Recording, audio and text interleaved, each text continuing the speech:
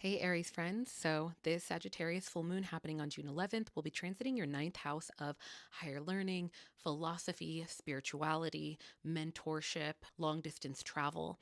And considering that it is in Sagittarius, which involves all of these things, it's really indicating that a few days leading up to and following this lunation, you might have experiences that cause you to really reflect on how far you've come in terms of your spiritual or philosophical beliefs in maybe even potential ideas that are challenging your beliefs in some capacity. And on one side of the coin, that can manifest as you overthinking things a bit, maybe double questioning things. And on the other side of the coin, it could be very inspiring for you. You might have an experience where you actually kind of like see beyond the trees, so to speak, and you have a broader bird's eye view of your life in a lot of ways, and you're ready to maybe alter or expand your spiritual or philosophical perspective. So that's my reading for you. Hey, Taurus friends. So this Sagittarius full moon will be transiting your eighth house of shared resources, intimacy, contracts, interdependence, secrets, revelations, your shadow self in a lot of ways. So this lunation will definitely be one that will likely usher in experiences that cause you to pause and look at how far you might have come when it comes to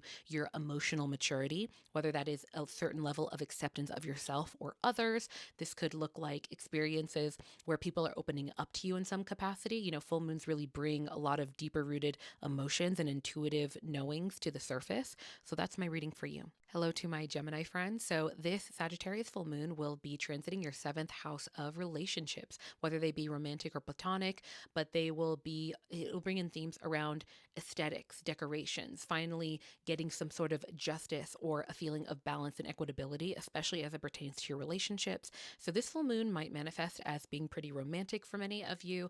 You might notice that there are experiences that might invite you to pause and look at your relationships from a broader bird's eye view and sort of question and almost like use a philosophical perspective on how you approach things in your relationships or how others do.